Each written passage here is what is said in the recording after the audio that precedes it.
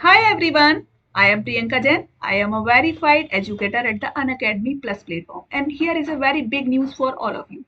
Soon we are starting new batch courses. Okay, one of my batch course is starting for the revision of inorganic chemistry. If you are preparing for CSIR NET, you will know that there is an exam on 29th of January. Okay, so there are 2 months left. So we have decided to launch a new batch course, full revision course of the inorganic chemistry. Here we will see full revision with the PYQS. Okay, previous year questions. We will solve that questions. We will see quick revision. All the things you will see here. Okay, this batch course is starting from 8th of December.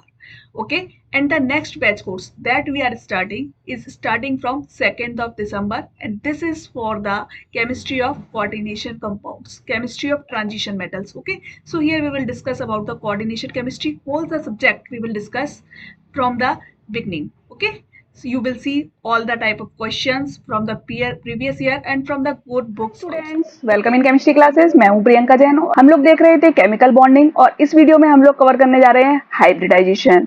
Hybridisation के बारे में complete coverage होगी। यहाँ पर क्या होगा, hybridisation क्या होता है, क्यों होता है हाइब्रिडाइजेशन, कैरेक्टरिस्टिक क्या होते हैं हाइब्रिडाइजेशन के, टाइप्स क्या क्या होते हैं, उनकी क्या क्या ज्योमेट्री होती है और डिफरेंट टाइप की कंपाउंड्स में केवल 30 सेकेंड्स में कैसे हाइब्रिडाइजेशन आप फाइंड आउट कर सकते हैं, इसको डिफरेंट एग्जांपल्स की मदद से हम लोग यहाँ पर कवर करेंगे। तो चलिए स्टार्ट करते हैं। हाइब्रिडाइजेशन होता क्या है, तो देखिए आपने लास्ट लेक्चर में पढ़ा था किसके बारे में, वैलेंस बॉन्ड थ्योरी के बारे में पढ़ा था। ओके, उसमें आपने क्या पढ़ा था, जैसे कि CH4 का मॉलिक्यूल होता है, आपने इसको देखा था, मैंने आपको बताया था मीथेन के बारे में बताया था। तो जब भी कार्बन 4 बॉन्ड बनाता है तो क्या होता है, कार्बन का ग्राउंड स्टेट कॉन्फ़िगरेशन ऐसे होता है। यहाँ पर कितने इलेक्ट्रॉन्स प्रेजेंट होते हैं, 2 इलेक्ट्रॉन्स प्रेजेंट होते हैं 2s ऑर्बिटल में, राइट, और 2 इलेक्ट्रॉन्स यहाँ प्रेजेंट होते हैं। ओके, तो हाफ फिल्ड शेल क्या है, 2p, लेकिन यहाँ पर चाहिए 4 हाफ फिल्ड ऑर्बिटल्स। तो क्या होता है, एक इलेक्ट्रॉन यहाँ से जंप कर जाता है यहाँ पर, इसे हम क्या कहते हैं, एक्साइटेड स्टेट। तो जब एक्साइटेड स्टेट में ये आएगा तो यहाँ पर क्या हो जाएगा, इस तरीके से देखिए, एक इलेक्ट्रॉन यहाँ पे प्रेजेंट होगा और 3 इलेक्ट्रॉन्स यहाँ पर प्रेजेंट होंगे। तो टोटल यहाँ पर कितने हाफ फिल्ड ऑर्बिटल्स हो गए, 4, एक s ऑर्बिटल है और 3 क्या है, p ऑर्बिटल्स है। ओके, और हमने क्या पढ़ा था वैलेंस बॉन्ड थ्योरी में कि ये जो ऑर्बिटल्स हैं s और 3p ऑर्बिटल्स, ये क्या करेंगे, बॉन्ड बनाएंगे। हमने कहा था इनकी ओवरलैपिंग होती है हाइड्रोजन के 1s ऑर्बिटल के साथ। ओके, तो ये एक हाइड्रोजन का 1s ऑर्बिटल है, ये इसके साथ ओवरलैपिंग करेगा। यहाँ पर और भी ये 3 हाइड्रोजन है, इनके 1s ऑर्बिटल्स ये क्या करेंगे, इनके साथ ओवरलैपिंग करेंगे 3p ऑर्बिटल्स के साथ और बॉन्ड बनाएंगे। तो इसका मतलब क्या है, यहाँ पर कैसे बॉन्ड बनना है, एक तो बनना है s2s बॉन्ड और 3 कैसे बॉन्ड्स बनना है, s2p बॉन्ड्स। यही तो हो रहा है यहाँ पर। तो इस हिसाब से क्या होना चाहिए था, इस ss बॉन्ड की स्ट्रेंथ इस sp बॉन्ड की तुलना में कम होनी चाहिए थी, यानी कि ये 3 बॉन्ड्स स्ट्रॉन्ग होने चाहिए थे और एक बॉन्ड कम स्ट्रॉन्ग होना चाहिए था, लेकिन ऐसा तो नहीं होता है। आपने कार्बन का स्ट्रक्चर, आपने मीथेन का स्ट्रक्चर पढ़ा हुआ है, मीथेन का स्ट्रक्चर कैसा होता है, टेट्राहेड्रल स्ट्रक्चर होता है। ये कार्बन है और यहाँ पर ये 4 हाइड्रोजन्स इस टाइप से टेट्राहेड्रल फॉर्म में अटैच्ड हैं और ये चारों ही बॉन्ड्स जो हैं वो कैसे हैं, इक्विवेलेंट है। ओके, और ये टेट्राहेड्रल के शेप में अरेंज्ड है। तो इसको समझाने के लिए ऐसा क्यों होता है, हाइब्रिडाइजेशन की कॉन्सेप्ट दी गई। हाइब्रिडाइजेशन में एक्चुअली में होता क्या है, क्या कहा गया, हाइब्रिडाइजेशन में ऐसा कहा गया कि जब ये s और 3p ऑर्बिटल्स होते हैं तो यहाँ पर ऐसा नहीं होता कि ये डायरेक्ट यहाँ पर ओवरलैपिंग हो जाएगी, ऐसा नहीं होता है, ऐसा नहीं हो सकता है। जब ये ऑर्बिटल और ये ऑर्बिटल सेम एनर्जी के नहीं है तो ये बॉन्डिंग में भाग नहीं ले सकते। तो हमें क्या होता है, जितने ऑर्बिटल्स की हमें नीड है, यानी कि एक s और 3p की यहाँ पर नीड है ना, हमें हमें 4 ऑर्बिटल्स चाहिए बॉन्डिंग के लिए। तो ये चारों ऑर्बिटल्स, यानी कि ये s ऑर्बिटल और ये 3p ऑर्बिटल्स क्या करेंगे, आपस में मिक्स हो जाएंगे। कैसे मिक्स हो जाएंगे, जैसे आप घर पर दाल को और चावल को मिक्स करते हैं कि नहीं करते हैं, आपस में मिक्स किया और फिर क्या करा, सारे बच्चों में बांट दिया, है ना, ऐसा ही होता है ना। तो यहाँ पर क्या होगा, इन 4 ऑर्बिटल्स की मिक्सिंग होगी, एक s और 3p ऑर्बिटल्स की मिक्सिंग हुई और 4 ही नए ऑर्बिटल्स बन गए, ठीक है ना। अब जो ये 4 ऑर्बिटल्स बनेंगे, इनकी एनर्जी क्या होगी, बराबर होगी, इनकी एनर्जी बराबर होगी और इनका नाम किसके आधार पर रखा जाएगा, एक s और 3p ने भाग लिया था तो ये जो ऑर्बिटल्स बने ये क्या कहलाएंगे, sp3 हाइब्रिड ऑर्बिटल्स। ये चारों ही sp3 हाइब्रिड ऑर्बिटल्स हैं और इनमें एक एक इलेक्ट्रॉन प्रेजेंट है। अब ये चारों क्या करेंगे, हाइड्रोजन के 1s ऑर्बिटल के संग ओवरलैपिंग करेंगे। ओके, तो अब यहाँ पर ओवरलैपिंग होगी इस तरीके से s ऑर्बिटल के साथ, ठीक है ना। तो अब बॉन्ड बनेगा। तो ये जो प्रोसेस है जिसमें ये मिक्सिंग हो रही है ऑर्बिटल्स की, से हमने क्या कहा, हाइब्रिडाइजेशन। तो एक्चुअल डेफिनेशन हाइब्रिडाइजेशन की क्या होगी, mixing of different shape and approximate equal energy atomic orbitals and redistribution of energy to form new orbitals of same shape and same energy is called hybridization। क्या मतलब हुआ, यहाँ पर हुई मिक्सिंग किसकी, एटॉमिक ऑर्बिटल्स की, जो कि अलग अलग शेप के थे लेकिन उनकी एनर्जी अप्रोक्सीमेटली इक्वल थी, मतलब लगभग लगभग एनर्जी जिनकी बराबर हो। यानी कि हमने ये कहा कि अगर यहाँ पर हमने 2s कहा है तो इसकी 2p के साथ मिक्सिंग हो सकती है ना, 3s है तो इसकी 3p के साथ मिक्सिंग हो सकती है, 3d के साथ हो सकती है। लगभग लगभग एनर्जी बराबर होनी चाहिए तभी मिक्सिंग हो सकती है। आप ऐसा नहीं कर सकते कि 1s की करा दें आप 4s के साथ मिक्सिंग, या फिर 1s की करा दें 4p के साथ मिक्सिंग, ऐसा नहीं होता है, ठीक है ना। तो जब भी लगभग बराबर एनर्जी की और डिफरेंट शेप के एटॉमिक ऑर्बिटल्स आपस में मिक्स होते हैं और उनकी एनर्जी का रीडिस्ट्रीब्यूशन होता है और नए ऑर्बिटल्स बनते हैं जिनकी शेप भी एक समान होती है और एनर्जी भी एक समान होती है, तो इस प्रोसेस को हम क्या कहते हैं, हाइब्रिडाइजेशन कहते हैं। तो चलिए यहाँ तक हाइब्रिडाइजेशन के कॉन्सेप्ट क्लियर है। अब देखते हैं इसके कैरेक्टरिस्टिक। तो चलिए, सबसे पहला कैरेक्टरिस्टिक क्या है, फीचर्स क्या होता है, it is the mixing of orbitals not of electrons. यहाँ पर जो मिक्सिंग हो रही है वो किसकी हो रही है, ऑर्बिटल्स की मिक्सिंग हो रही है, इलेक्ट्रॉन्स की मिक्सिंग नहीं हो रही है। ओके, दूसरी बात क्या, सेंट्रल एटम अंडरगोस हाइब्रिडाइजेशन, जो बीच वाला एटम होता है, जैसे कि अगर आप ले रहे हैं यहाँ पर BeF2। ओके, तो यहाँ पर सेंट्रल एटम क्या है, सबसे पहला आपको क्या फाइंड आउट करना है, सेंट्रल एटम बेरिलियम है यहाँ पर। ओके, तो जो ये बेरिलियम है इसके दो ऑर्बिटल्स क्या करेंगे, हाइब्रिडाइज होंगे और यहाँ पर दो नए ऑर्बिटल्स बनेंगे। अब ये जो ऑर्बिटल्स है ये किसके संग में ओवरलैपिंग करेंगे, f के ऑर्बिटल्स के संग। ओके, ये क्या हो सकते हैं, ये एक्चुअली ये p ऑर्बिटल्स हैं, तो ये p के संग ओवरलैपिंग करेंगे, राइट, ये p ऑर्बिटल है। तो ये क्या है, ये है f का 2p ऑर्बिटल, राइट, और ये क्या है, ये b के sp हाइब्रिड ऑर्बिटल है। तो हमेशा सेंट्रल एटम हाइब्रिडाइजेशन अंडरगो करता है। This process takes before bond formation. ये प्रोसेस जो होता है ये हमेशा ही बॉन्ड फॉर्मेशन से पहला होता है। जैसे कि मैंने अभी आपको बताया था ना, बॉन्ड तब बनेगा जब पहले हाइब्रिड ऑर्बिटल्स बन जाएंगे। In hybridization, half-filled, full-filled and empty orbitals can take participate। अभी तक क्या कहा गया था कि केवल half-filled orbitals या empty orbitals ही बॉन्ड बनाते हैं, लेकिन हाइब्रिडाइजेशन के बाद क्या कहा गया कि half-filled भी orbitals हाइब्रिडाइजेशन में भाग ले सकते हैं, फुल फिल्ड भी ले सकते हैं जहां पर loan pair of electron present है, या एम्प्टी ऑर्बिटल्स, ये तीनों ही हाइब्रिडाइजेशन में भाग ले सकते हैं। ओके, चलिए अब देखिए, number of hybrid orbitals is always equivalent to number of atomic orbitals taking part in the process. जो हाइब्रिड ऑर्बिटल्स बन रहे हैं उनका नंबर हमेशा जितने एटॉमिक ऑर्बिटल्स भाग लेते हैं उनके बराबर होता है। जैसे कि अगर एक s और एक p ऑर्बिटल भाग ले रहे हैं तो क्या बनेगा, 2 ऑर्बिटल्स बनेंगे, 2 sp ऑर्बिटल्स बनेंगे। अब जो j ऑर्बिटल्स बने ये क्या है, sp ऑर्बिटल्स, तो 2 बनेंगे। अगर 3 भाग लेंगे, एक s और 2 p भाग लेंगे तो कितने बनेंगे, 3 बनेंगे। ओके, जितने एटॉमिक ऑर्बिटल्स हाइब्रिडाइजेशन के प्रोसेस में भाग लेंगे उतने ही नए हाइब्रिड ऑर्बिटल्स बनेंगे। ओके, अब देखिए, each hybrid orbital have 2 lobes, one major and the other.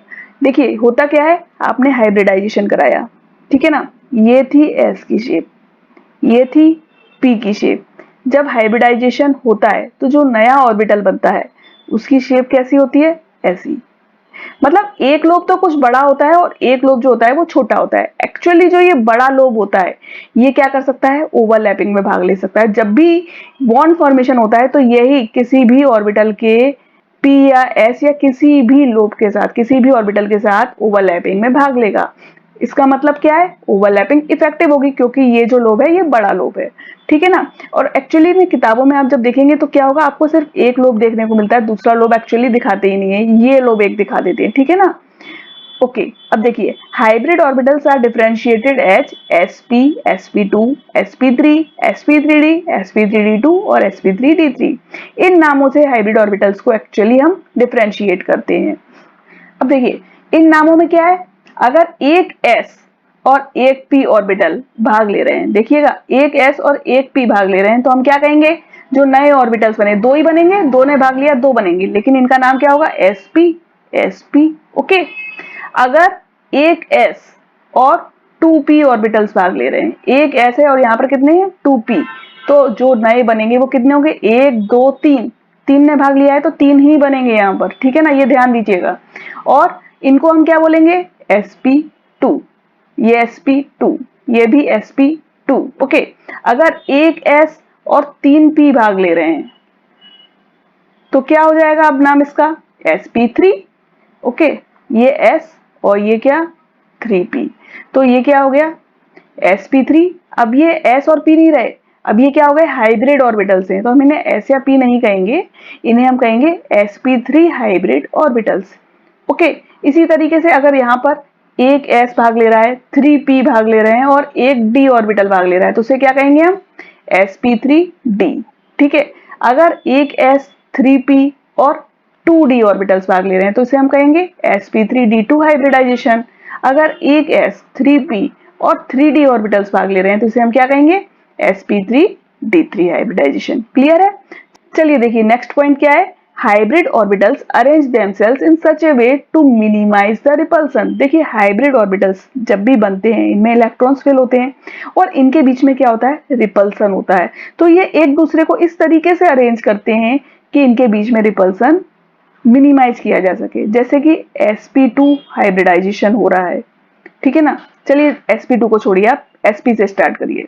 sp hybridisation अगर हो रहा है तो क्या होगा, दो ऑर्बिटल्स बने, ठीक है ना, ये जो दो ऑर्बिटल्स हैं ये एक दूसरे से मैक्सिमम दूरी पर रहेंगे और इनके लोब्स हम इस तरीके से दिखा सकते हैं, ये बड़ा लोब और ये छोटा लोब, ये दो ऑर्बिटल्स हैं, ठीक है, इनके बीच की मैक्सिमम दूरी क्या होगी, 180 डिग्री। तो ज्योमेट्री जो है वो क्या हो रही है, लीनियर ज्योमेट्री हो रही है। इसी तरीके से sp2 में 3 ऑर्बिटल्स बने, तो ये तीनों एक दूसरे से मैक्सिमम दूरी पर कैसे रह सकते हैं, जब एक यहाँ हो, एक यहाँ हो और तीसरा यहाँ है। इट मीन्स ये ट्राइगोनल के रूप में इस तरीके से प्रेजेंट है, तो इसे हम क्या कहेंगे, इसे कहेंगे हम ज्योमेट्री को ट्राइगोनल प्लेनर, यानी कि एक दूसरे से मैक्सिमम दूरी पर रहेंगे जबकि बॉन्ड एंगल 120 डिग्री का हो गया, ठीक है ना। इसी तरीके से अगर sp3 हाइब्रिडाइजेशन हो रहा है तो क्या होगा, ये मैक्सिमम दूरी बनाएंगे एक दूसरे से। ओके, इनके लोब्स भी बना लीजिए, अगर नहीं भी बना रहे हैं तो कोई फर्क नहीं पड़ता है। देखिए चलिए sp3 में कितने बने, 4 हाइब्रिड ऑर्बिटल्स बने, तो ये चार एक दूसरे से एक टेट्राहेड्रल के रूप में इस तरीके से दूर रहेंगे और इनके बीच का जो बॉन्ड एंगल होगा वो कितना होगा, 109 डिग्री 28 मिनट्स का। ओके, ये बात क्लियर है। चलिए अब नेक्स्ट पॉइंट क्या है, the directional properties in hybrid orbitals is more than the atomic orbitals, so hybrid orbitals forms stronger sigma bond. अभी आपने क्या देखा, जब ये एक दूसरे से मैक्सिमम दूरी पर रहेंगे, इनके बीच में रिपल्सन होगा, तो ये क्या करेंगे, एक दूसरे से मैक्सिमम दूरी बनाएंगे, यानी कि एक स्पेसिफिक ज्योमेट्री दे रहे हैं, इसलिए इन्हें क्या कह रहे हैं हम, कि इन हाइब्रिड ऑर्बिटल्स में डायरेक्शनल प्रॉपर्टी एटॉमिक ऑर्बिटल्स की तुलना में बहुत ज्यादा है, यानी कि जो ये हाइब्रिड ऑर्बिटल्स हैं ये क्या करते हैं, स्ट्रॉन्गर सिग्मा बॉन्ड्स बनाते हैं as compare to the atomic orbitals. बात क्लियर है, ओके, और इसीलिए इनकी एक स्पेसिफिक ज्योमेट्री होती है। चलिए नेक्स्ट पॉइंट देखिए, the number of hybrid orbitals on the central atom of molecule और ion is equal to number of sigma bonds plus number of lone pair of electrons. बहुत ही इंपॉर्टेंट पॉइंट है, क्या है, जो कितने नंबर ऑफ हाइब्रिड ऑर्बिटल्स एक central atom पर होंगे, मतलब कितने आपको हाइब्रिड ऑर्बिटल्स बनाने हैं, ये किस बात पर डिपेंड करता है कि हमें कितने ऑर्बिटल्स की जरूरत है, यानी कि कितने इलेक्ट्रॉन पेयर्स यहाँ पर प्रेजेंट हैं जिनको हमें इन ऑर्बिटल्स में भरना है। और ये ऑर्बिटल्स, ये इलेक्ट्रॉन्स कौन से होंगे, या तो सिग्मा बॉन्ड के इलेक्ट्रॉन्स होंगे, या जो loan pair of electrons present होते हैं वो हो सकते हैं एक्स्ट्रा इलेक्ट्रॉन्स जो प्रेजेंट है, जो कि रिएक्शन में भाग नहीं ले रहे हैं, वो होंगे, ठीक है ना। पाई इलेक्ट्रॉन्स या पाई बॉन्ड इस रिएक्शन में भाग नहीं लेते हैं, हाइब्रिडाइजेशन के प्रोसेस से पाई बॉन्डिंग का या पाई इलेक्ट्रॉन्स का कोई लेना देना नहीं है, ठीक है, तो इन्हें आप नहीं काउंट करेंगे, ठीक है, आपको सिर्फ इसे ही काउंट करना है। मान लीजिए यहाँ पर SO2 का आपने मॉलिक्यूल लिया, ओके, अब देखिए यहाँ पर सेंट्रल एटम क्या है, सल्फर है ना, सल्फर एटम किससे बॉन्ड बना रहा है, दो ऑक्सीजन से बॉन्ड बना रहा है, ओके, तो देखिए यहाँ पर सिग्मा बॉन्ड्स कितने बनना है, एक सिग्मा बॉन्ड ये है, एक सिग्मा बॉन्ड ये क्या है, पाई बॉन्ड है, और पाई बॉन्ड हमें काउंट नहीं करने हैं, तो यहाँ पर कितने लोन पेयर बचे इसके पास, अब बताइए कितने लोन पेयर बचे, एक बॉन्ड यहाँ बनना है, एक यहाँ बनना है और यहाँ पर एक लोन पेयर ये प्रेजेंट है, ठीक है। तो एक और ये देखिए इसके कुल टोटल 6 इलेक्ट्रॉन्स हो गए, तो यानी कि ये तो हो गया लोन पेयर और एक दो सिग्मा बॉन्ड से, तो 2 + 1 लोन पेयर। तो यानी कि यहाँ पर हाइब्रिड ऑर्बिटल्स की कितने की जरूरत है, 3 हाइब्रिड ऑर्बिटल्स चाहिए। तो हाइब्रिडाइजेशन कैसा होगा, sp2, ओके, ठीक है। इसी तरीके से आप अगर CO2 को देखते हैं तो देखिए CO2 में सेंट्रल एटम क्या है, कार्बन, और ये इस तरीके से बॉन्डिंग कर रहा है, ठीक है। एक यहाँ पर सिग्मा बॉन्ड ये है, एक ये है, और ये एक पाई, ओके। तो यहाँ पर कार्बन के पास कोई लोन पेयर है क्या, नहीं है, 2 सिग्मा बॉन्ड्स हैं ओनली, पाई बॉन्ड्स हमें काउंट नहीं करने। तो यहाँ पर क्या हाइब्रिडाइजेशन होगा, sp होगा हाइब्रिडाइजेशन, ओके, क्योंकि हमें कितने ऑर्बिटल्स चाहिए यहाँ पर 2, ठीक है, इसलिए sp हाइब्रिडाइजेशन होगा। क्लियर है। तो इससे एक बात क्लियर है कि अगर हमें नंबर ऑफ इलेक्ट्रॉन पेयर्स पता है, यानी कि number of sigma bonds plus number of lone pairs, इनका टोटल पता है, तो हम बता सकते हैं क्या हाइब्रिडाइजेशन है। यानी कि अगर 2 हाइब्रिड ऑर्बिटल्स हैं, यानी कि sigma plus lone pair is equal to 2, then there is sp hybridization, और sp हाइब्रिडाइजेशन में शेप होती है लीनियर, ठीक है। अगर 3 नंबर ऑफ इलेक्ट्रॉन पेयर्स है, यहाँ पर आपको पाई इलेक्ट्रॉन्स को काउंट नहीं करना है, पाई बॉन्ड को काउंट नहीं करना है। तो अगर 3 है नंबर तो sp2 हाइब्रिडाइजेशन होगा, और बेसिक जो ज्योमेट्री होगी वो क्या होगी, ट्राइगोनल प्लेनर, ओके। ये किसकी बात हो रही है, ज्योमेट्री जो कि एक्चुअली होनी चाहिए, जिस तरीके से ये हाइब्रिड ऑर्बिटल्स इस तरीके से एक दूसरे को एडजस्ट करते हैं, जिस तरीके से ये प्रेजेंट होते हैं, इसे बता रहा है, ओके, इस तरीके से, ठीक है। अगर 4 है तो sp3 हाइब्रिडाइजेशन है, और जो शेप होगी वो किसकी होगी, सॉरी शेप नहीं, ज्योमेट्री किसकी होगी, टेट्राहेड्रन की होगी, और यहाँ पर इस तरीके से ये ऑर्बिटल्स प्रेजेंट होंगे, ठीक है। अगर 5 है तो sp3 हाइब्रिडाइजेशन है, और जो ज्योमेट्री होगी वो ट्राइगोनल बाइपिरामिडल होगी। इसके बारे में अभी हम आप लोगों से बात करेंगे। अभी 6 है तो sp3d2 हाइब्रिडाइजेशन होगा, और जो ज्योमेट्री होगी वो ऑक्टाहेड्रन होगी। और अगर 7 है तो sp3d हाइब्रिडाइजेशन होगा, और जो ज्योमेट्री होगी वो क्या होगी, पेंटागोनल बाइपिरामिडल, ठीक है। अभी इन सबको एग्जैक्टली कैसे कैसे करना है, ये पूरा हम लोग इसे अंडरस्टैंड करते हैं कैसे करना है। चलिए देखते हैं। तो चलिए स्टार्ट करते हैं। Types of the hybridization. Hybridization कितने टाइप का हो सकता है, पहला होता है sp हाइब्रिडाइजेशन, जबकि 2 हाइब्रिड ऑर्बिटल्स की जरूरत है तो sp हाइब्रिडाइजेशन होगा, जैसा कि आप देख सकते हैं BeF2 के केस में। यहाँ पर देखिए सेंट्रल एटम क्या है, बेरिलियम है, इसका कॉन्फ़िगरेशन क्या होगा 1s2 2s2, ओके। तो आउटर शेल क्या है, ये 2s, यहाँ पर 2 इलेक्ट्रॉन्स प्रेजेंट हैं। अब इसे बनाने हैं 2 बॉन्ड्स, तो ये कैसे बनाएगा, इसके लिए क्या होना चाहिए, यहाँ पर ये प्रेजेंट है 2p ऑर्बिटल, ओके। तो एक इलेक्ट्रॉन यहाँ से यहाँ ट्रांसफर हो जाएगा एक्साइटेड स्टेट में, तो एक इलेक्ट्रॉन यहाँ बचा और एक कहाँ पर है, यहाँ पर, ठीक है।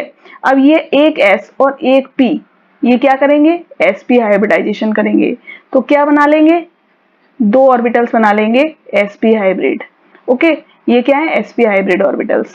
अब इनको अगर आप ऐसे देखते हैं तो ये देखिए किस तरीके से दिखेंगे, ये एक दूसरे से मैक्सिमम दूरी पर रहना चाहेंगे, तो ये क्या करेंगे 180 डिग्री पर लाई करेंगे, इस तरीके से ये 180 डिग्री पर प्रेजेंट है, ठीक है ना। ये क्या हो गए, 2 sp हाइब्रिड ऑर्बिटल्स हैं। अब ये क्या करेंगे, फ्लोरीन के पास क्या प्रेजेंट होगा, फ्लोरीन का आप अगर इलेक्ट्रॉनिक कॉन्फ़िगरेशन देखते हैं तो यहाँ पर कहाँ पर इलेक्ट्रॉन प्रेजेंट है, 2p5, यहाँ पर एक p ऑर्बिटल में एक इलेक्ट्रॉन प्रेजेंट है, ओके। तो ये जो है ये p ऑर्बिटल इस तरीके से यहाँ पर क्या करेगा, ओवरलैपिंग करेगा और ये बॉन्ड फॉर्मेशन हो जाएगा, ओके। तो इसलिए यहाँ पर ज्योमेट्री क्या होगी, लीनियर ज्योमेट्री होगी, ओके। अब देखिए दूसरा टाइप है sp2 हाइब्रिडाइजेशन, जब हमें 3 हाइब्रिड ऑर्बिटल्स की जरूरत है, यानी कि हमारे पास 3 इलेक्ट्रॉन पेयर्स प्रेजेंट है जिनको हमें अकोमोडेट करना है 3 हाइब्रिड ऑर्बिटल्स में। और इसका एग्जांपल, एक बहुत ही बढ़िया एग्जांपल है BF3 मॉलिक्यूल। BF3 में बोरोन क्या है, सेंट्रल एटम है, और इसमें आउटर शेल का कॉन्फ़िगरेशन क्या होगा, 2s में 2 इलेक्ट्रॉन्स प्रेजेंट होंगे और 2p में एक इलेक्ट्रॉन प्रेजेंट है, ओके। तो अब जब एक्साइटेड स्टेट होगी तो एक इलेक्ट्रॉन यहाँ होगा और एक यहाँ से कहाँ जंप कर जाएगा, यहाँ इस ऑर्बिटल में, ओके। तो यहाँ पर क्या होगा, एक इलेक्ट्रॉन ये रहा और एक ये रहा, ये क्या है, 3 ऑर्बिटल्स हैं, एक s और 2p। तो इनके बीच में जो हाइब्रिडाइजेशन होगा वो कैसा होगा, sp2 हाइब्रिडाइजेशन होगा। तो 3 ऑर्बिटल्स बनेंगे, sp2 हाइब्रिड 3 ऑर्बिटल्स बनेंगे, और ये किस रूप में प्रेजेंट होंगे, इस तरीके से एक ट्राइगोनल के रूप में प्रेजेंट होंगे। क्यों? क्योंकि इन्हें मैक्सिमम जो रिपल्सन है इसको क्या करना है, मिनिमाइज करना है, और इनके बीच का जो बॉन्ड एंगल है ये 120 डिग्री का होगा।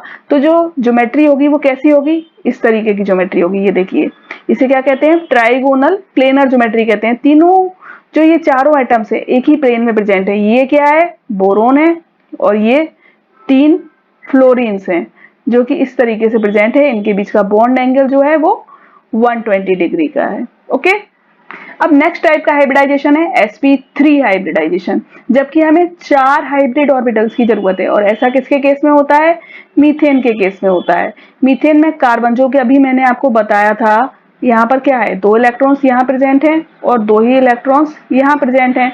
तो एक इलेक्ट्रॉन क्या होगा, यहाँ से यहाँ एक्साइटेड हो जाएगा। ठीक है, तो यहाँ पर क्या हो जाएगा, एक इलेक्ट्रॉन यहाँ होगा और 1 2 3 यहाँ पर। तो टोटल कितने, 4 हैं हाफ फिल्ड ऑर्बिटल्स। तो हाइब्रिडाइजेशन कैसा हो रहा है, sp3।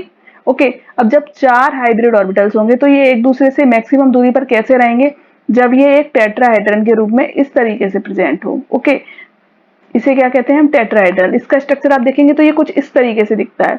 इनके बीच का बॉन्ड एंगल क्या होता है, 109 डिग्री 28 मिनट्स। ये सेंट्रल कार्बन एटम, यहाँ पर 4 हाइड्रोजन्स इस तरीके से प्रेजेंट है। ओके, ये इस तरीके से प्रेजेंट होते हैं, ये एक टेट्रागोन के रूप में होते हैं। ये देखिए, ये कार्बन है और 4 हाइड्रोजन्स यहाँ पर इस तरीके से प्रेजेंट है। इनके बीच का जो डिस्टेंस है वो इक्विवेलेंट है, बराबर दूरी है। ये दूरी, ये दूरी, ये सब बराबर है, इसलिए इसे हम क्या कहते हैं, एक रेगुलर टेट्राहेड्रन।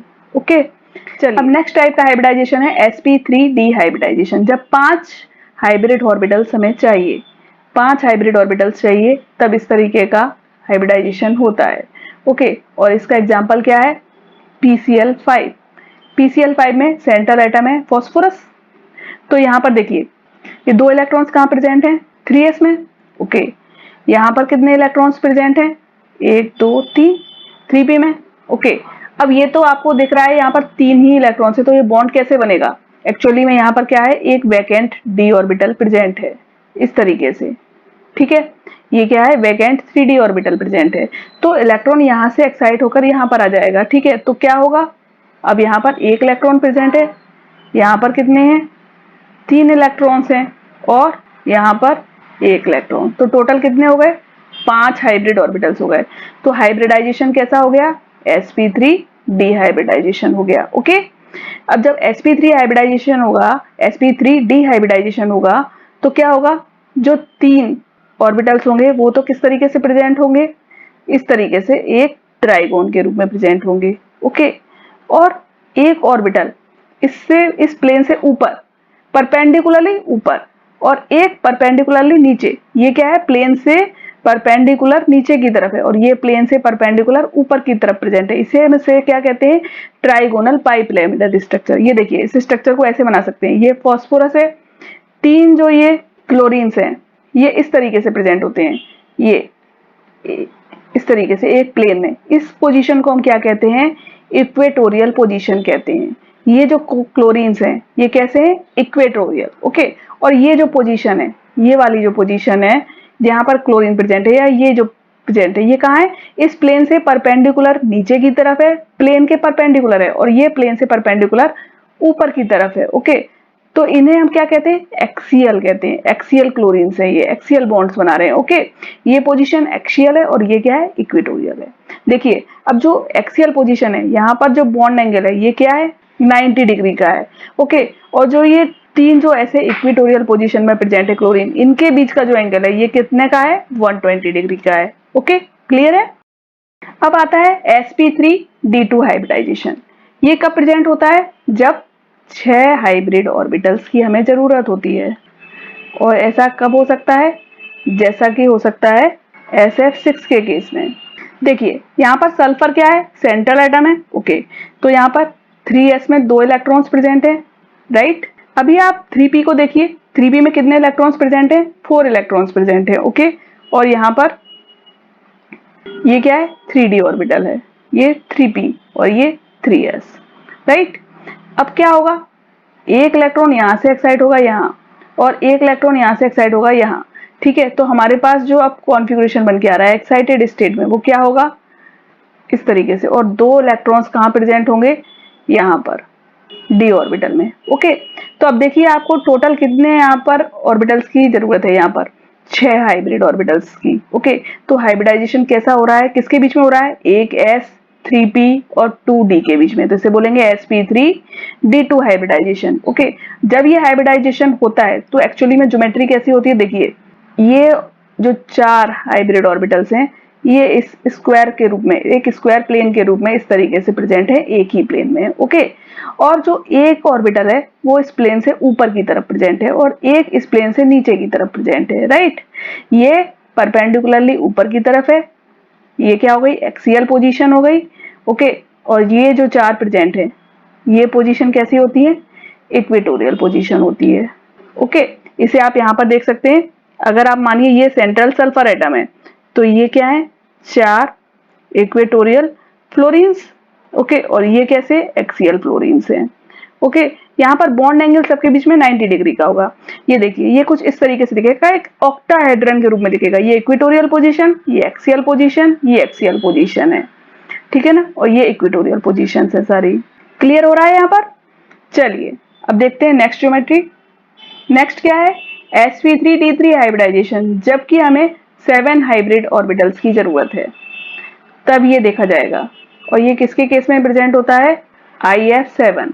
ओके, अब देखिए IF7 सेंट्रल एटम क्या है, आयोडीन है ना, तो यहाँ पर इलेक्ट्रॉन्स किस तरीके से प्रेजेंट होंगे, यहाँ पर 5 इलेक्ट्रॉन्स प्रेजेंट होंगे p ऑर्बिटल में, राइट, और d में इलेक्ट्रॉन्स नहीं है क्योंकि ये p ब्लॉक का एलिमेंट है आयोडीन। ओके, तो इलेक्ट्रॉन्स कहाँ से, यहाँ से एक जंप करके यहाँ जाएगा, इसे बनाने 7 बॉन्ड 7 फ्लोरीन्स के साथ, तो इसे चाहिए 7 हाइब्रिड ऑर्बिटल्स। तो ये इलेक्ट्रॉन्स एक्साइटेड होंगे यहाँ से, तो एक इलेक्ट्रॉन यहाँ रहा, 3 इलेक्ट्रॉन्स यहाँ रहे और 3 इलेक्ट्रॉन्स इन 3 डी ऑर्बिटल्स में रहेंगे, ठीक है। तो टोटल हो गए हमारे पास 7 हाइब्रिड ऑर्बिटल्स, इनके बीच में हाइब्रिडाइजेशन होगा और बन जाएंगे sp3d3 हाइब्रिड ऑर्बिटल्स। ओके, अब इसमें देखिए शेप कैसी हो रही है, ये क्या है, पेंटागन है, ये एक पेंटागन है। ओके, 5 जो लोब्स हैं वो इस तरीके से प्रेजेंट हैं पेंटागन के रूप में। ओके, ये एक प्लेन में प्रेजेंट है, राइट, और एक ऑर्बिटल इधर ऊपर की तरफ है, एक ऑर्बिटल इधर नीचे की तरफ प्रेजेंट है, राइट। ये एक्सिस से ऊपर की तरफ है, ये एक्सिस से नीचे की तरफ है, और ये क्या है, एक प्लेन में है। तो यहाँ पर जब बॉन्ड बनेंगे इस टाइप से, ये बॉन्ड बन जाएंगे, तो ये जो शेप है आपको दिख रही है कैसी शेप है, ये बन गई शेप पेंटागोनल बाइपिरामिडल। ये क्या है, आयोडीन, और ये क्या है, फ्लोरीन्स, 5 फ्लोरीन्स, ये क्या है, इक्वेटोरियल, और ये कैसे, एक्सियल, ठीक है। क्लियर है, तो ये देखिए ये स्ट्रक्चर यहाँ पर कुछ इस तरीके से दिखाई देगा, ये क्या है, इक्वेटोरियल पोजीशन है और ये एक्सियल पोजीशंस है। क्लियर है। चलिए अब देख लेते हैं हम लोग सुपर ट्रिक्स, कैसे हाइब्रिडाइजेशन हम 30 सेकंड्स में फाइंड आउट कर सकते हैं। इसके लिए एक फॉर्मूला होता है, फॉर्मूले के अलावा आप जनरल वे में भी आप फाइंड आउट कर सकते हैं, जैसा कि मैंने अभी आपको बताया था, आप सिग्मा बॉन्ड्स काउंट कर लीजिए और लोन पेयर काउंट कर लीजिए, फिर हाइब्रिड ऑर्बिटल्स फाइंड आउट कर सकते हैं। लेकिन अगर आप ये भी नहीं कर पा रहे हैं तो आप यहाँ पर सिंपली फॉर्मूला यूज कर सकते हैं, number of hybrid orbital is equal to half करना है किसका, सबसे पहले आपको देखना है total number of valency electrons in the central atom.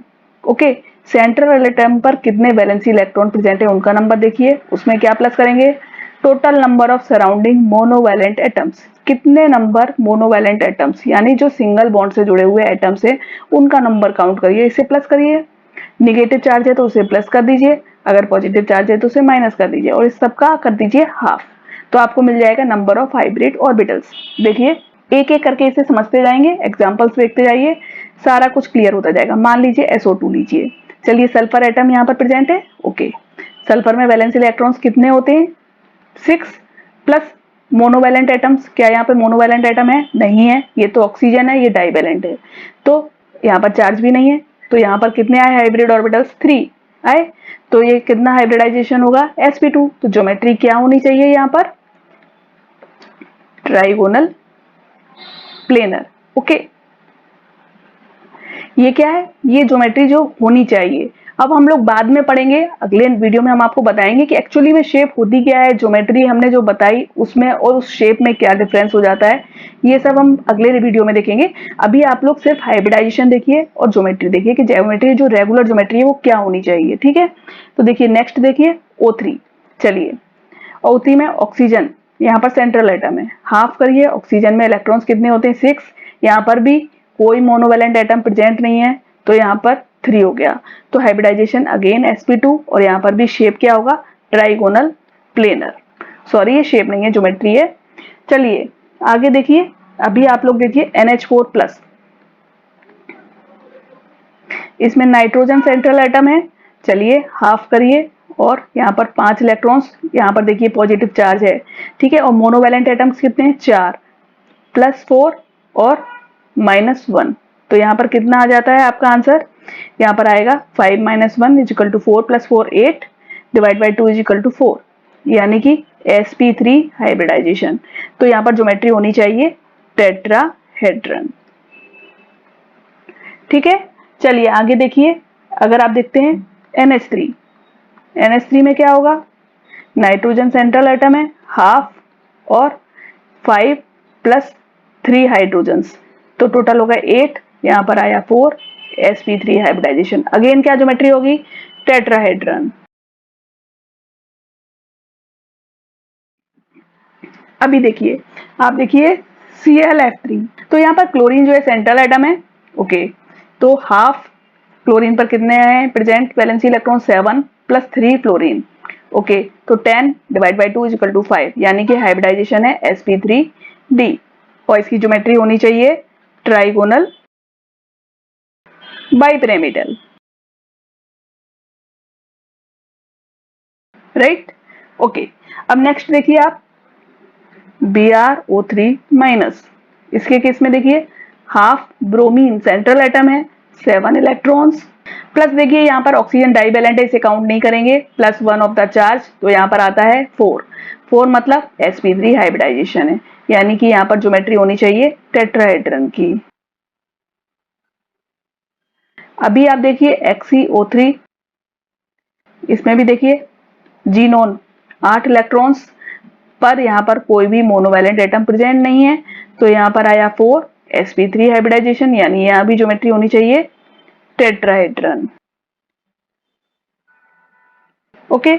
Again देखिए आप SO4-2 सल्फेट आयन, हाफ, अब यहाँ पर सल्फर पे कितने इलेक्ट्रॉन्स है 6 + 2 ऑफ द चार्ज, ऑक्सीजन को काउंट नहीं करना है, तो यहाँ पर आया 4 sp3 हाइब्रिडाइजेशन और यहाँ पर भी ज्योमेट्री हुई टेट्राहेड्रन की, ओके। चलिए आगे देखिए BCl3, हाफ, यहाँ पर 3 इलेक्ट्रॉन्स बोरोन के +3 ऑफ द क्लोरीन, तो कितना आया यहाँ पर 3, तो यानी कि हाइब्रिडाइजेशन होना चाहिए sp2, ओके। और ज्योमेट्री होनी चाहिए ट्राइगोनल प्लेनर। इसी तरीके से आप देख सकते हैं, अगर आप BF4- में देखिए तो क्या मिलेगा आपको, बहुत ही इजी है, आप अगर फॉर्मूला जानते हैं आप बहुत ही इजीली कवर अप कर सकते हैं, इसे करने में आपको कोई भी टाइम नहीं लग रहा है, मेरे ख्याल से 30 सेकेंड्स भी नहीं लग रहे होंगे। 4 + 1, तो यहाँ पर क्या आएगा 4, तो यहाँ पर हाइब्रिडाइजेशन कैसा होगा sp3 और यहाँ पर ज्योमेट्री होगी टेट्राहेड्रन, ओके। I3-, इसको देखिए यहाँ पर आयोडीन सेंट्रल एटम है, तो आप क्या करिए 7 वैलेंस इलेक्ट्रॉन्स प्लस 2 आयोडीन इससे अटैच्ड हैं, तो 2 उसके लिए प्लस करिए और +1 चार्ज का, तो यहाँ पर कितना आ जाएगा 10 डिवाइड बाई 2 5, यानी कि हाइब्रिडाइजेशन होगा sp3d और इसकी ज्योमेट्री होगी ट्राइगोनल बाइपिरामिडल, ओके। अभी आप देखिए इसी तरीके का एक और है XeF2, जनरली आप लोग कंफ्यूज हो जाते हैं इसमें, लेकिन कंफ्यूज होने की कोई बात ही नहीं है, अगर आपको आता है इस तरीके से करिए आप और इजीली निकल आएगा। इसका क्या आएगा sp3d और यहाँ पर भी हाइब्रिडाइजेशन होगा ट्राइगोनल बाइपिरामिडल, ओके। इसी तरीके से आप देखिए XeOF4, यहाँ पर क्या होगा हाफ, अब देखिए इसके 8 इलेक्ट्रॉन्स प्लस 4 फ्लोरीन के। तो कितना आया यहाँ पर 8 + 4 12, यहाँ पर 6 आ जाएगा sp3d2। ओके, तो यहाँ पर ज्योमेट्री होनी चाहिए ऑक्टाहेड्रन की। ठीक है, इसी तरीके से आप देखिए XeF6, यहाँ पर भी क्या होगा 8 + 6 तो इक्वल टू 6, तो ज्योमेट्री क्या होगी हाइब्रिडाइजेशन होगा sp3d2 और ज्योमेट्री हो जाएगी ऑक्टाहेड्रन। ओके, क्लियर है। तो मैंने बहुत सारे एग्जांपल्स आपको करा दिए हैं। आई होप आपको ये पूरा समझ में आ गया होगा कैसे हाइब्रिडाइजेशन होता है और कैसे इसे फाइंड आउट करना है। सुपर ट्रिक है, आप बहुत ही इजीली कवर अप कर सकते हैं हाइब्रिडाइजेशन को। अगले वीडियो में हम देखेंगे, ये तो थी आपने ये देखा ये क्या है ज्योमेट्रीज है, पर एक्चुअली में जब लोन पेयर्स अरेंज्ड होंगे और बॉन्डिंग पेयर्स अरेंज्ड होंगे तो क्या होगा, जो शेप बनेगी वो कुछ और बनेगी और बॉन्ड एंगल होगा वो कुछ और डिफरेंट होगा। तो इस सब के बारे में हम पढ़ेंगे अपने नेक्स्ट वीडियोस में, कैसे बॉन्ड एंगल डिफर करते हैं, कैसे शेप डिफर कर जाती है, क्या होती है वेस्पर थ्योरी, इस सब के बारे में पढ़ेंगे। तो अगर आपको ये वीडियो पसंद आया हो तो प्लीज इसे लाइक शेयर और सब्सक्राइब करिएगा। Thank you.